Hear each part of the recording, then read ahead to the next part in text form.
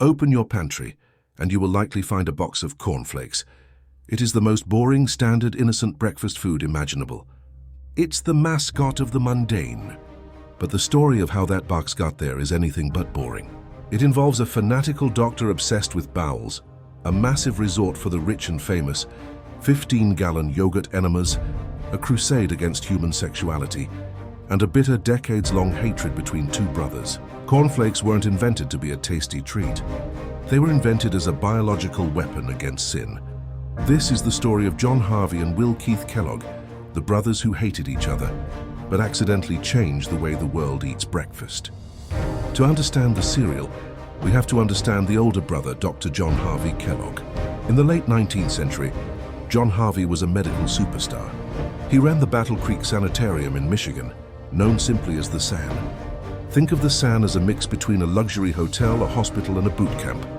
It was the destination for the American elite. Presidents like William Howard Taft, aviators like Amelia Earhart, and captains of industry like Henry Ford all flocked there to be cured. But Dr. Kellogg's cures were unconventional. He believed that nearly all human disease caused by auto-intoxication.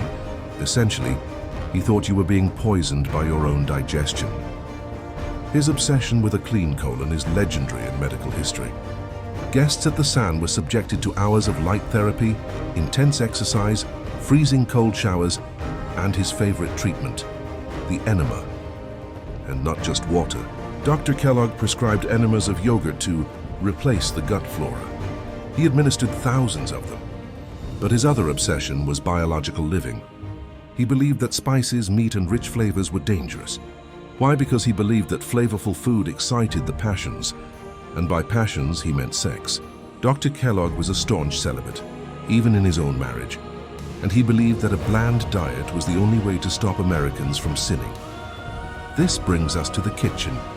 Dr. Kellogg needed a food that was easy to digest, full of fiber, and completely tasteless. Working in the kitchen alongside him was his younger brother, Will Keith Kellogg. Known as WK for years, WK was essentially the servant. He ran the business operations, chased after the doctor, and took his verbal abuse. One night in 1894, the brothers were experimenting with boiled wheat, trying to make a digestible dough. They were called away to attend to some patients, and the wheat sat out for hours, becoming stale. When they returned, they decided to run the stale wheat through the rollers anyway, hoping to get long sheets of dough. But it didn't sheet. Instead, the wheat berry shattered into hundreds of individual flat flakes. They were about to throw it away, but they decided to bake these little flakes instead. The result was crisp, light, and crunchy. They called it granos. They had just accidentally invented flaked cereal. The patients at the San loved it. It was the only thing on the menu that actually had a pleasant texture. This is where the brotherhood began to crumble. W.K. Kellogg, the quiet businessman, looked at these flakes and saw a gold mine. He realized that if they packaged this stuff, they could sell it to people outside the hospital. But he had one condition. He wanted to switch from wheat to corn, which crisped up better, and more importantly, he wanted to add a little bit of sugar. Dr. John Harvey exploded. To him, adding sugar was a moral failure. It would excite the blood. It would corrupt the youth. He forbade it. He wanted the cereal to remain a medical device, not a consumer product. WK had finally had enough.